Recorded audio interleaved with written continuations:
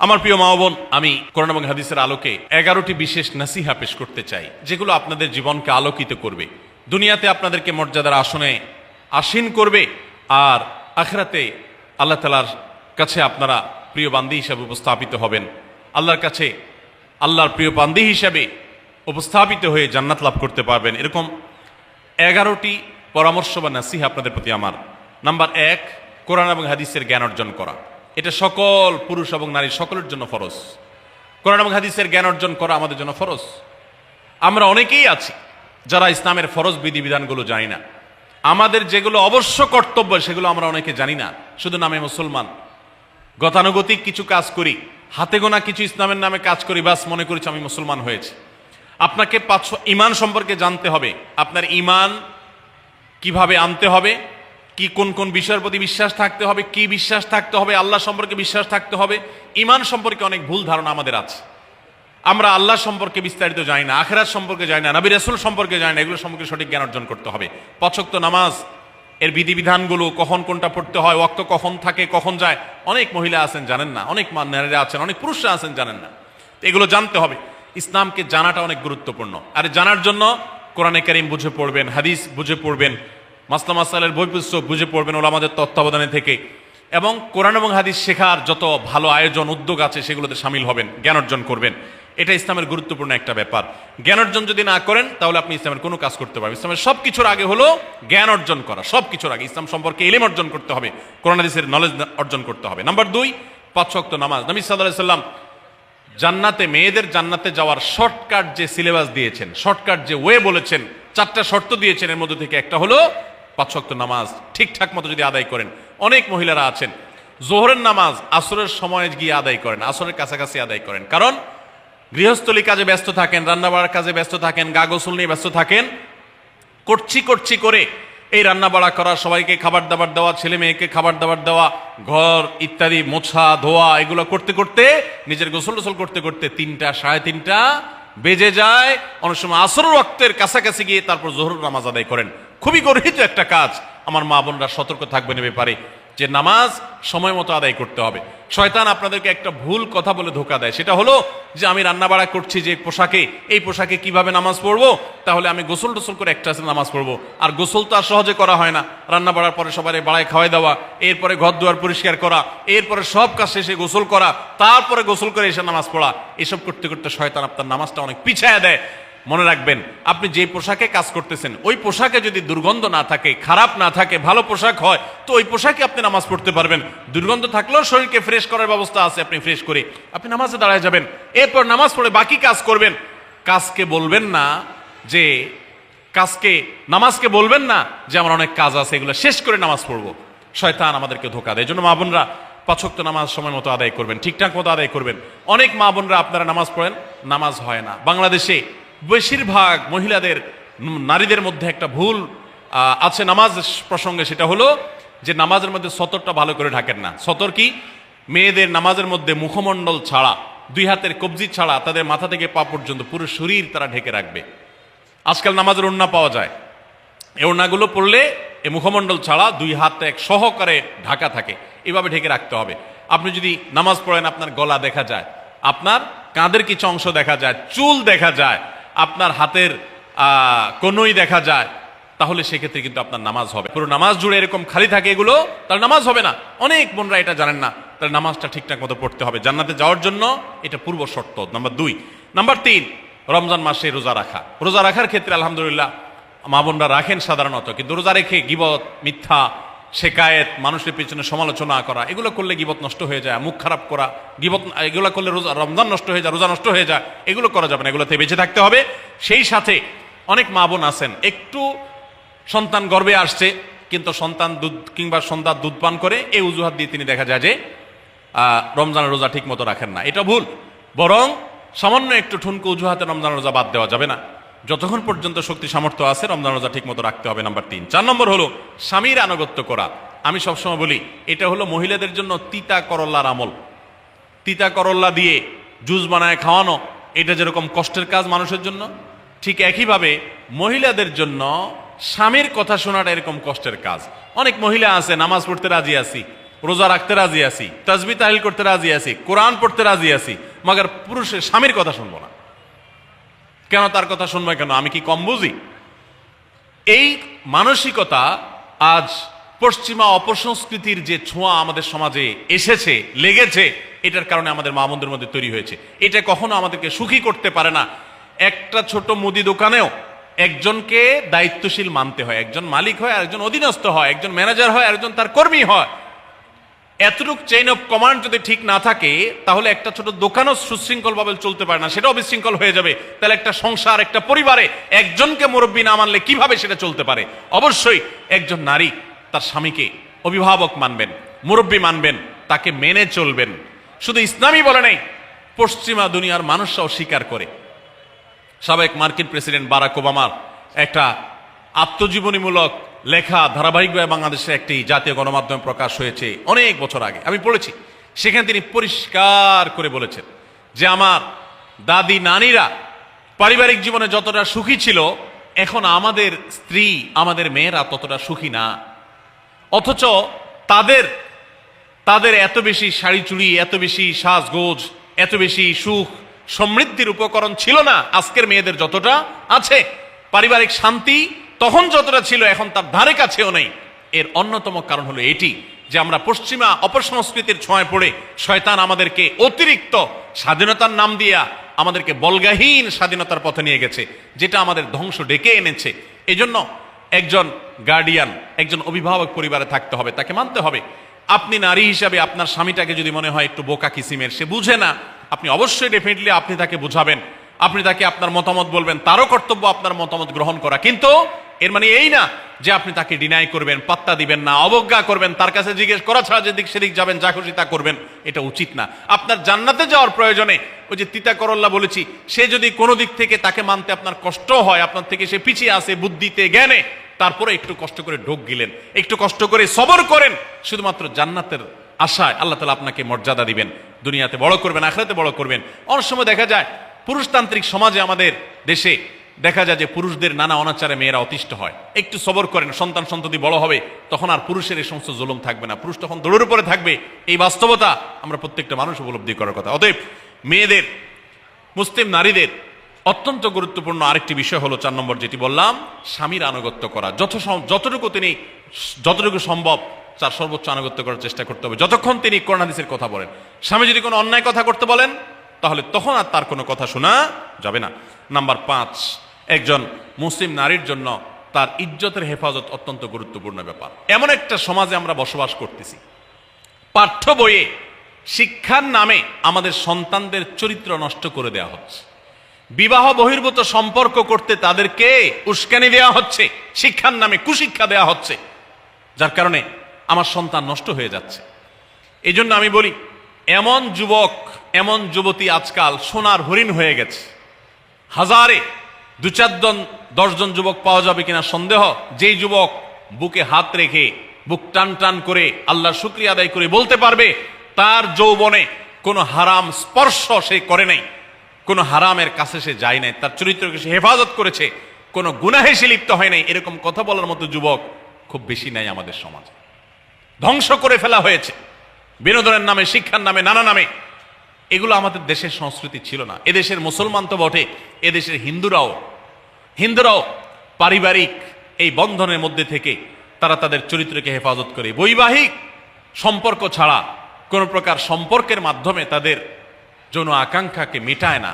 এটা এদেশের মাটির, এদেশের কালচার, এদেশের মানুষের কালচার, এদেশের সকল ধরনের মানুষের কালচার, কিন্তু এদেশের সেই সংস্কৃতিকে ধ্বংস করে দেওয়া হচ্ছে ছোট ছোট বাচ্চাদের বইয়ে এই বিবাহ বহির্ভূত সম্পর্কের কথা বলে। এই জন্য সচ্চরিত্র এখন সোনার হরিণ হয়ে গেছে।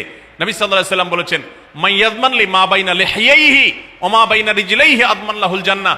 যে ব্যক্তি তার 2 চোয়ালের মাঝখানের অঙ্গ অর্থাৎ মুখ, আর যে ব্যক্তি তার 2 রানের মধ্যবর্তী অঙ্গ, তার লজ্জাস্থানকে হেফাজত করবে, অন্যায় খাতে ব্যবহার করবে না, এটার সংরক্ষণের দায়িত্ব এবং গ্যারান্টি যে ব্যক্তি নিজের ব্যাপারে নিজে নিবে, নবী সাল্লাল্লাহু আলাইহি ওয়াসাল্লাম বলেছেন, আমি তার জন্য জান্নাতের দায়িত্ব নিয়ে নিলাম।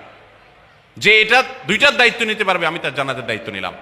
এবং নবী সাল্লাল্লাহু আলাইহি ওয়াসাল্লাম আরো বলেছেন, আকসারু মা ইউদখিলুন নাস আন-নার, মানুষকে সবচেয়ে বেশি জাহান্নামে নিয়ে যায় কোন জিনিসে? আল ফামু আল ফরজ, এই দুটি অঙ্গ, মুখ এবং লজ্জাস্থান। এই জন্য মা বোনরা, অনেকে আপনাদেরকে অনেক প্ররোচনা দিবে, অনেক গুনাহের পথে আহ্বান করবে। আপনাদের মেয়েরা স্কুল কলেজে পড়তে গেলে সেখানে অনেক অন্যায় আবেদন শুনবে, হারামের আহ্বান শুনবে। তাদেরকে সুশিক্ষা দিবেন যে আল্লাহ তাআলা তোমাকে যে চরিত্র দিয়েছে, যৌবন দিয়েছে, এটাকে যেখানে সেখানে ব্যবহার করলে হবে না। কিয়ামতের ময়দানে যুবকদেরকে আলাদা করে জিজ্ঞাসা করা হবে, তোমার যৌবনকালে কি করছো সেটা বলো, বুড়া বয়সে এসে কি করছো এটা ইম্পর্টেন্ট না, যৌবনকালে কি করে আসছো সেটার হিসাব দাও। যৌবনকে হেফাজত করার গুরুত্ব এত বেশি, আল্লাহ আলাদা করে জিজ্ঞাসা করবেন।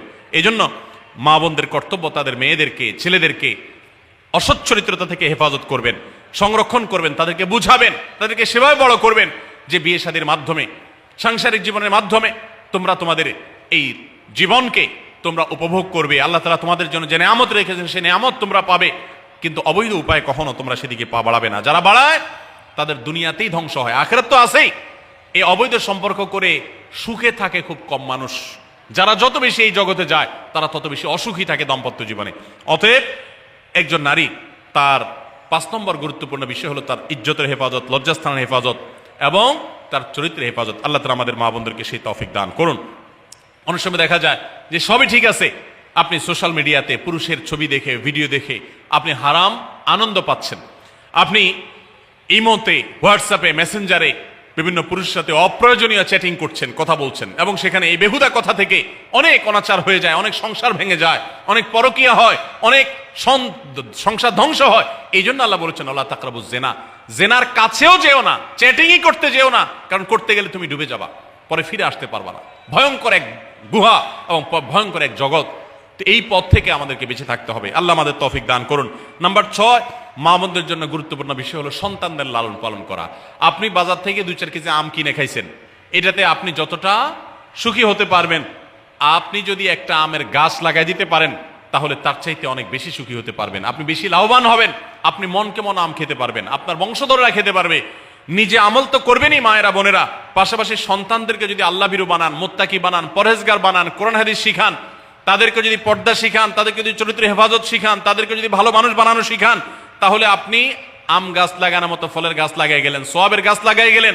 দুনিয়া থেকে চলে যাবেন, নেক সন্তানের আমল যেগুলো আপনি শিখাই দিয়ে গেছেন এগুলোর সওয়াব আপনি পেতে থাকবেন। ছেলেটাকে সূরা ফাতিহা নিজে শিখাবেন, মেয়েটাকে সূরা ফাতিহা নিজে শিখাবেন, নিজে ভালো করে শিখবেন। তাহলে কিয়ামত পর্যন্ত, মরণ পর্যন্ত এই ছেলে যতবার সূরা ফাতিহা পড়বে প্রত্যেক নামাজে আপনি কিন্তু সওয়াব পেয়ে থাকবেন, কারণ আপনি শিখাই দিয়ে গেছেন, আপনি শুরুটা করে দিয়ে গেছেন। এই জন্য মা বোনদের জন্য সন্তানদের লালন পালন করা, সন্তান দুধে ভাতে আছে কিনা, ভালো জামা কাপড় পরছে কিনা, এর চাইতে ইম্পর্টেন্ট হলো সন্তান আমার নামাজ পড়ছে কিনা, সন্তান আমার আল্লাহকে চিনে কিনা, সন্তান আমার কোরআন হাদিসের শিক্ষা পেয়েছে কিনা। সন্তান একজন স্কুলে যায় না, তার জন্য আমার মাথা খারাপ হলে, সন্তান একজন নামাজ পড়ে না এক ওয়াক্ত, তার জন্য আরো বেশি মাথা খারাপ হতে হবে। তাহলে আপনি দায়িত্বশীল মা হতে পারবেন, দায়িত্বশীল বাবা হতে পারবেন।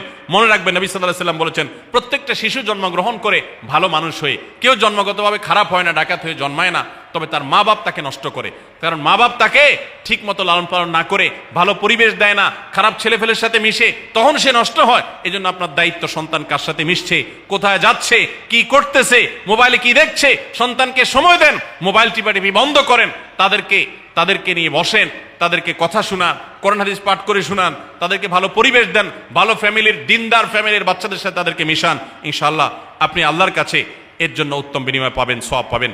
নাম্বার 7, মা বোনরা, বিশেষ করে আপনাদের জন্য গুরুত্বপূর্ণ হলো কৃতজ্ঞতা আদায় করবেন। পুরুষদের জন্য গুরুত্বপূর্ণ, কিন্তু মা বোনদের জন্য বিশেষ গুরুত্বপূর্ণ এই জন্য যে নবী সাল্লাল্লাহু আলাইহি ওয়াসাল্লাম বলেছেন, তিনি জাহান্নামে নারীদেরকে যে দেখেছেন, তাকে যে দেখানো হয়েছে মেরাজে, যে প্রচুর সংখ্যক নারীরা জাহান্নামে, এর অন্যতম একটা কারণ ছিল নেয়ামতের নাশকরি করা। পুরুষদের মধ্যেও নাশকরির কারণে বহু পুরুষ জাহান্নামে যাবে। মা বোনরা, স্বামী এবং নিজের জগতে যতটুকু আল্লাহ তাআলা দিয়েছেন এতটুকুর উপর শুকর আদায় করবেন। আপনার স্বামী মানুষটা হয়তো মুখটা খারাপ, কিন্তু তার শরীরটা ভালো আছে, সে আপনাকে উপার্জন করে এনে খাওয়ায়। অনেক মহিলা আছে, তার স্বামী হয়তো অ্যাক্সিডেন্ট করে পঙ্গু হয়ে গেছে, সে হয়তো বিছানা শুয়ে বাকি জীবন কাটিয়েছে, তার কষ্টের কোনো শেষ নাই। আপনার স্বামী হয়তো বা তার কোনো দিক থেকে দুর্বলতা আছে, আবার বহু দিক থেকে তার ভালো গুণ আছে। একই কথা পুরুষদের জন্য ইসলাম নির্দেশ করেছে যে তার স্ত্রীর একটা গুণ খারাপ দেখে যদি তার কষ্ট লাগে, তো সে চিন্তা করলে 10টা গুণ ভালো দেখবে, সেটা দেখে শুকর আদায় করা উচিত। এই শুকরিয়া আদায় করা ছাড়া পুরুষ হোক নারী হোক, কে আল্লাহর প্রিয় বান্দা হতে পারবে না। এই জন্য আল্লাহর কাছে শুকরিয়া আদায় করবেন। মায়েরা বিশেষ করে শ্বশুরের বাড়িতে যাওয়ার পর প্রথম প্রথম অনেক কষ্ট হয়। আমি সবসময় বলি, শ্বশুর বাড়িতে যাওয়ার পর মেয়েরা আমাদের দেশে নানান জুলুম নির্যাতন সহ্য করতে হয়। শাশুড়ি বাঁকা চোখে দেখে, সব শাশুড়ি না, অনেক শাশুড়ি, অনেক সময় ননদরা বাঁকা চোখে দেখে, স্বামী লোকটা জ্বালায় নানাভাবে, দেবররা জ্বালায় নানানভাবে, মানুষ খোঁচাখুচি করে, কষ্ট দেয়। একটু ধৈর্য ধারণ করেন, আল্লাহ তাআলা আপনার সংসারে যখন 2-4টা সন্তান দিবে, এরা যখন বড় হয়ে যাবে, এগুলো সব আপনার বাহিনী হয়ে যাবে, তখন দেখবেন ওই বুড়া আস্তে আস্তে চুপসে গেছে, বুড়ার বড় কোনো গলা নাই, বড় কোনো কথা নাই, কারণ পোলাপান সব মায়ের পক্ষে থাকে, বুড়া সব আস্তে আস্তে সাইজ হয়ে যায়। এই জন্য মা বোনরা সবর করবেন, ধৈর্য ধারণ করবেন, খবরদার ধৈর্য হারা হবেন না, শুকর আদায় করবেন। নাম্বার 8, কখনো মুখ খারাপ করবেন না, গালিগালাজ করবেন না, অভিশাপ দিবেন না। অনেক সময় পোলাপান একটু উল্টাপাল্টা করলে তাদেরকে অনেক মা অভিশাপ দিয়ে দেন, গজব ঠাডা দিয়ে দেন, বদদোয়া করেন, মুখ দিয়ে খারাপ কথা বলে ফেলেন। এগুলো খুব খারাপ জিনিস। নবী সাল্লাল্লাহু আলাইহি ওয়াসাল্লাম বলেছেন, যদি কাউকে গজব ঠাডা দেওয়া হয় তো এটার উপযুক্ত না হলে যে দেয় তার উপরে এসে পড়ে, এরকম ভয়াবহ একটা বিষয়। এই জন্য কোন অবস্থাতে এগুলো যেন না হয়। এবং মেয়েদের জাহান্নামে যাওয়ার অন্যতম, বেশি জাহান্নামে যাওয়ার অন্যতম একটা কারণ এটাও যে তাদের মধ্যে, অনেকের মধ্যে, আমি সবার কথা বলছি না, যে এই ধরনের গালিগালাজ করা, অভিশাপ দেওয়ার বদস্বভাব আছে। এই বদস্বভাব বহু পুরুষের মধ্যেও আছে, সবাইকে ছাড়তে হবে। নাম্বার 9, আত্মীয়তার বন্ধন রক্ষা করার পরে দায়িত্বশীল হতে হবে। স্বামীকে স্বামীর ভাই বোনের সাথে সম্পর্ক ভালো রাখতে কখনো বাধা দিবেন না। অনেক মহিলা আছে বোকার মতো কাজ করে। স্বামী যদি স্বামীর ভাইকে টাকা পয়সা দেয় সে অপছন্দ করে, স্বামী যদি স্বামীর বোনকে টাকা পয়সা দেয় সে এটাকে পছন্দ করে না, মা বাবার খোঁজ খবর বেশি নিলে তার কাছে ভালো লাগে না। এই মহিলা হলো নির্বোধ। কেন নির্বোধ? কারণ নবী সাল্লাল্লাহু আলাইহি ওয়াসাল্লাম বলেছেন যে মান সাররাহু আন ইউবসাতালাহু ফি রিজকিহি আও ইউনসালাহু ফি আথারি ফালিয়াসিল রাহিমা, যে ব্যক্তি চায় তার রিজিকে আল্লাহ বরকত দেখ, তার হায়াতে বরকত দেখ, সে যেন রক্ত সম্পর্কে আত্মীয়দের সাথে সম্পর্ক বেশি ভালো রাখে।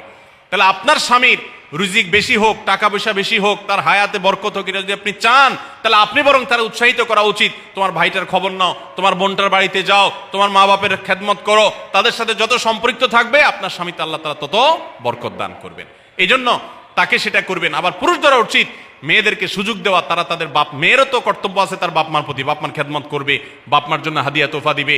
অনেক পুরুষরা আছে মেয়েদের পাওনা অধিকারই দেয় না, হাদিয়া তোফা কোত্থেকে দিবে, তাদের মহরটাই দেয় না, তাদের হাত খরচ দেয় না। আলাদা কিছু হাত খরচ দেওয়া উচিত, যে তার মতো সে খরচ করবে, তার মা বাপের জন্য খরচ করবে, এগুলোর বিনিময়ে আমরা আল্লাহর কাছে জান্নাত পাবো। অতএব এই আত্মীয়তার সম্পর্ক রক্ষা করা গুরুত্বপূর্ণ। নাম্বার 10, সাদাকা করবেন। সাদাকা জাহান্নাম থেকে মুক্তির কারণ। নবী সাল্লাল্লাহু আলাইহি ওয়াসাল্লাম জাহান্নামের ব্যাপারে সতর্ক করেছেন আপনাদেরকে, আমাদের সবাইকে।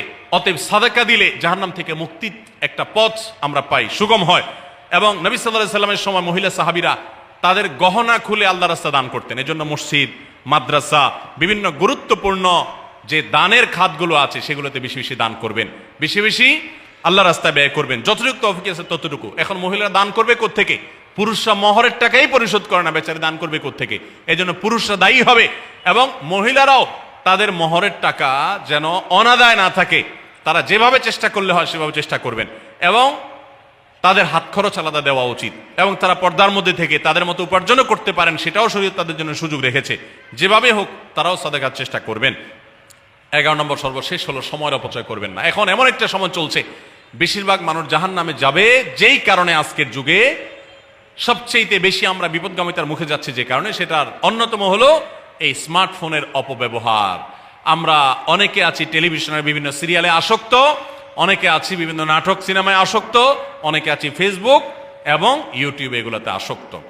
বিশেষ করে মা বোনদেরকে বলছি, অনেকেই আছেন এখনো রিমোট ছাড়া তার পেটের ভাত হজম হয় না, সারাদিন রিমোট হাতে বসে থাকেন, একটা পর একটা সিরিয়াল এবং চ্যানেল পাল্টাতে থাকে। মনে রাখবেন, সফল ইমানদার হতে হলে এই অনর্থক কাজ না ছাড়লে আপনি সফল ইমানদার হতে পারবেন না। অনেকে নামাজে পড়ে আবার সিরিয়ালও দেখে, অনেকে আছেন ফেসবুকে ঘন্টাকে ঘন্টা, ইউটিউবে ঘন্টা ঘন্টা সময় নষ্ট করেন।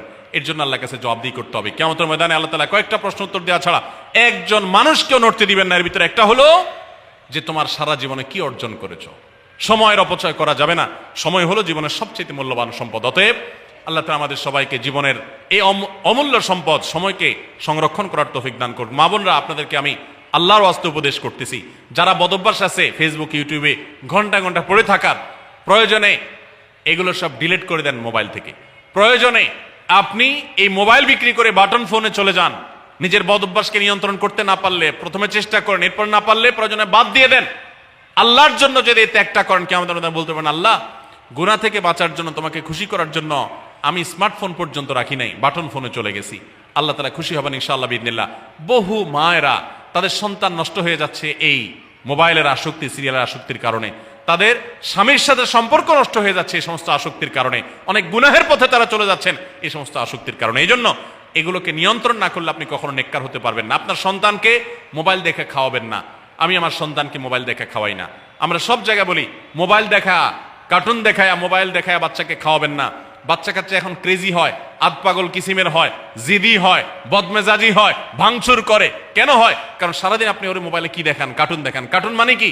মার মার, কাট কাট, হ্যাঁ, সবকিছু ধ্বংস করে ফেলা, গুলি করা, বোমা মারা, হ্যাঁ, সাপ হয়ে সব খেয়ে ফেলা, এটাই তো। এগুলো বাচ্চাদেরকে ক্রেজি করে, বাচ্চাদেরকে মানসিকভাবে অসুস্থ করে, ধ্বংস করে দেয়। তাদেরকে ফিজিক্যাল খেলাধুলা, শারীরিকভাবে করতে পারে এরকম খেলাধুলার ব্যবস্থা করেন, দৌড়াদৌড়ি করার ব্যবস্থা করেন। বাচ্চারা সুস্থ থাকবে, ভালো থাকবে। মোবাইল থেকে তাদেরকে বাঁচান, টেলিভিশন থেকে তাদেরকে বাঁচান, এবং কার্টুন থেকে, ভিডিও গেমস থেকে তাদেরকে বাঁচান। না বাঁচাতে পারলে আপনার দুনিয়া আখিরাত সব ধ্বংস হয়ে যাবে। অতএব আজকের এই মাহফিল থেকে আসুন প্রতিজ্ঞা করি যে আমরা সময় নষ্ট করব না, সময়ের অপচয় করব না, প্রয়োজন ছাড়া মোবাইল হাতাহাতি ঘাটাঘাটি করব না, ঘন্টায় ঘন্টা মোবাইলকে সময় দিব না।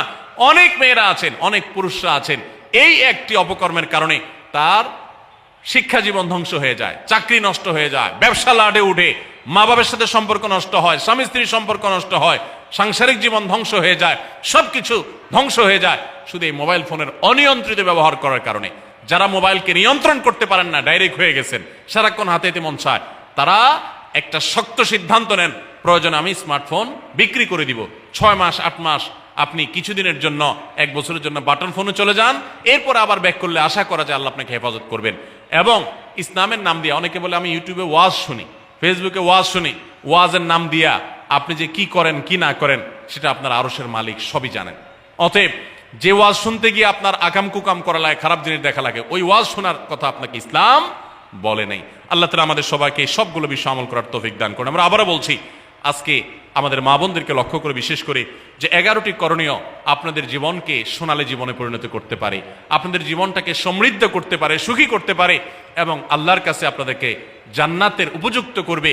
কিয়ামতের ময়দানে সুন্দর হাসি, সুখের হাসি, তৃপ্তির হাসি আপনাদেরকে হাসাবে ইনশাআল্লাহ। সেই 11টি নসিহা, সেই 11টি বিষয়ের প্রথমটি হলো কোরআন এবং হাদিসের জ্ঞান অর্জন করবেন। অনেক ভালো ভালো বই আছে কোরআন হাদিস ভিত্তিক, সেগুলো পড়বেন। দিন শিক্ষার যত আয়োজন আছে সেগুলোর সাথে সম্পৃক্ত হবেন। অনলাইনে অনেক কোর্স করা যায়, সেগুলোতে আপনি সম্পৃক্ত হতে পারেন। যেভাবে হোক আপনাকে কোরআন হাদিসের কথা জানতে হবে। আল্লাহ কি বলেছেন, রাসূল সাল্লাল্লাহু আলাইহি ওয়াসাল্লাম কি বলেছেন, মাসালা মাসাইল কখন কি করা উচিত, কোরআন হাদিসে কি বলা আছে, এগুলো জানতে হবে আপনাকে। যতটুকু সম্ভব জানার চেষ্টা করবেন। নাম্বার 2, 5 ওয়াক্ত নামাজ সঠিকভাবে আদায় করবেন, সময় মতো আদায় করবেন। জোহরের ওয়াক্ত বাসার কাজ কাম শেষ করে গোসল করে একেবারে 3টার দিকে একসাথে পড়বো, এটা করা যাবে না, বরং সময় মতো আদায় করতে হবে। এবং মেয়েদের যে সতর, এই সতর ঢাকার পরে সতর্ক থাকতে হবে। পুরো শরীর মুখমণ্ডল ছাড়া যেন ঢাকা থাকে, চুল, গলা, হাতের গোছা, কনুই, এগুলো যেন দেখা না যায়, খেয়াল রাখতে হবে। এবং নামাজ ধীরে ধীরে পড়তে হবে। অনেক মহিলা অনেক দ্রুততার সাথে নামাজ পড়েন, এবার পড়লে হবে না। নাম্বার 3, রমজানের রোজা ঠিক মতো রাখতে হবে, যথাযথভাবে রাখতে হবে। রোজা রেখে গীবত, শিকায়েত, মিথ্যা, গালমন্দ এগুলো করা যাবে না। নাম্বার 4, স্বামীর আনুগত্য করতে হবে। নিজের কাছে খারাপ লাগলেও একটু সবর করতে হবে, যতক্ষণ পর্যন্ত স্বামী ন্যায়সঙ্গত কথা বলে, অন্যায় কাজ করতে না বলে, গুনাহের কাজ করতে না বলে, ততক্ষণ পর্যন্ত তার কথা মানতে হবে। নিজের খারাপ লাগলেও মানবেন আপনার জান্নাতের প্রয়োজনে, সুশৃঙ্খলার প্রয়োজনে, পারিবারিক শান্তির প্রয়োজনে। ইনশাআল্লাহ আপনি সুখে থাকবেন দুনিয়া এবং আখিরাত উভয় জগতে। নাম্বার 5, নিজের ইজ্জত সম্ভ্রম হেফাজত করবেন। অনলাইনে অফলাইনে কারোর সাথে হারাম সম্পর্ক করবেন না, কোনো গায়রে মারাম পুরুষের সাথে অযথা যোগাযোগ করবেন না, চ্যাটিং করবেন না, এবং সোশ্যাল মিডিয়াতে হারাম জিনিস দেখা থেকে নিজের চোখকে হেফাজত করবেন, বাঁচিয়ে রাখবেন। নাম্বার 6, নিজের সন্তানদেরকে দিন শিখাবেন, তাদেরকে কোরআন হাদিস শিখাবেন, উত্তমভাবে লালন পালন করবেন, তাদেরকে নামাজ শিখাবেন, মেয়েদেরকে পর্দা শিখাবেন, তারা যেন চরিত্রে হেফাজত করে সেই শিক্ষা তাদেরকে দিবেন। উপযুক্ত হওয়ার পর ছেলে মেয়েকে বিয়ে দিবেন, কোনোভাবে যেন হারাম সম্পর্কে না জড়ায় সেজন্য সাবধান থাকবেন। ভালো ফ্যামিলির সাথে তাদেরকে উঠা বসা করাবেন, ভালো শিক্ষা প্রতিষ্ঠানে দিবেন যেখানে দিলে তার ঈমান আমল হেফাজত থাকবে। নাম্বার 7, আল্লাহর শুকরিয়া আদায় করবেন, বান্দারও শুকরিয়া আদায় করবেন। আল্লাহ যা দিয়েছেন, যতটুকু আছে স্বামীর সংসারে আলহামদুলিল্লাহ বলতে শিখবেন, আল্লাহ তাআলা বাড়াই দিবেন ইনশাআল্লাহ। নাফরমানি, নাশুকরি করবেন না, তাহলে আপনি নিজেই ক্ষতিগ্রস্ত হবেন, কষ্টের মধ্যে থাকবেন। আর শুকরিয়া আদায় করলে আপনার নিজেরই মানসিক প্রশান্তি হবে, আল্লাহর নিয়ামত বাড়িয়ে দিবেন। নাম্বার 8, কোনো প্রকার অভিশাপ গালমন্দ করবেন না, সেটা ছেলে মেয়েকে হোক, সংসারকে হোক, স্বামীকে হোক, কোনো কিছু না, ধৈর্য ধারণ করতে হবে। পুরুষদের জন্য এই কথাগুলো প্রযোজ্য। আর নাম্বার 9, আত্মীয়তার সম্পর্ক রক্ষা করতে হবে, ছিন্ন করা যাবে না। নিজের স্বামীকে তার বাপ, তার বোন, তার মা, তার ভাই, তাদের সাথে সুসম্পর্ক বজায় রাখতে সাহায্য করবেন, বাধা দিবেন না, পারলে আরো সাহায্য করবেন, এতে আপনারই লাভ হবে। আবার স্বামীদেরও উচিত স্ত্রীকে তার পরিবারের সাথে সম্পর্ক বজায় রাখার জন্য সাহায্য করা। মেয়েদের উচিত তাদের মা, তাদের বোন, ভাই, তাদের সাথে আজকাল মোবাইলে যোগাযোগ করা যায়, খোঁজ খবর নেবেন, কথাবার্তা বলবেন। স্বামীর সংসারে আসছেন দেখে বাপের সংসার ভুলে যাবেন, সেটাও যেন না হয় খেয়াল রাখতে হবে। নাম্বার 10, যতটুকু সম্ভব দান সাদাকা করবেন। দান সাদাকা জাহান্নাম থেকে মুক্তির কারণ হয়, সেটার জন্য সাধ্য অনুযায়ী করবেন। পুরুষরা তাদের জন্য এই ক্ষেত্রে হেল্প করবেন, যাতে তাদের মোহর ইত্যাদি দেওয়া, মাসে হাত খরচ কিছু দেওয়া, যাতে তারা সাদাকা করতে পারে সেই সুযোগ। আজকাল দেখা যায় অনেক মেয়েরা টাকা পয়সা পেলে মার্কেটে চলে যাবেন, কি কিনবে এটা নিয়ে অস্থির হয়ে যান। মার্কেটে আপনি যা দরকার হলে যাবেন, কেনা দরকার হলে কিনবেন, কিন্তু দানের জন্য একটা খাত রাখবেন। পারিবারিক সাদাকা বাক্স, একটা বাক্স রাখবেন, যে খুচরা টাকা পয়সা বা বিভিন্ন টাকা পয়সা ছেলে মেয়েরা রাখবে, আপনি রাখবেন, উৎসাহিত করবেন। এটা দিয়ে একটা গরিব ফ্যামিলি মুখে হাসি ফোটাবেন, একটা ভালো কাজ করবেন, পারিবারিকভাবে এরকম দানের ব্যবস্থা করবেন। বোনেরা, সর্বশেষ হলো সময় নষ্ট করবেন না সোশ্যাল মিডিয়াতে। আল্লাহর ওয়াস্তে এটা থেকে নিজেকে বাঁচাবার জন্য সংগ্রাম করেন। যারা এখনো এই রোগ থেকে বাঁচতে পারেন নাই, আল্লাহর কসম করে বলছি, দুনিয়ার জীবনটাই ধ্বংস হবে, অসুখী থাকবেন, অশান্তিতে থাকবেন, আখিরাতের ধ্বংস তো আছেই। অতএব ফেসবুক, ইউটিউব, এটা যদি আপনাকে দেখতে হয়, খারাপ কিছু যেন না আসে সেভাবে ফিল্টার করে নেবেন, এবং নিয়ন্ত্রিত নির্দিষ্ট সময়ের বেশি দেখবেন না। 10 মিনিট 10 মিনিট, সকাল দুপুর রাত, এর বেশি বিকাল, আমি এর বেশি দেখবো না। ঘন্টায় ঘন্টা টিপবেন না। অনেক মহিলা আছে স্বামীকে সময় দেওয়ার সুযোগ নাই, সন্তানের দিকে তাকাবার সুযোগ নাই, উনি টেলিভিশন এবং মোবাইলে আসক্ত, এবং এটা আমাদের সমাজকে ধ্বংস করে দিচ্ছে। নিজের ক্ষতি নিজে করছেন, নিজের পায়ে কুঠারাঘাত করছেন। আল্লাহ তাআলা আমাদের সবাইকে এই সব বিষয়গুলোকে মেনে চলে, এই 11টা পয়েন্টকে মেনে চলে আমাদের মা বোনদের জীবনকে সমৃদ্ধ করার তৌফিক দান করুন।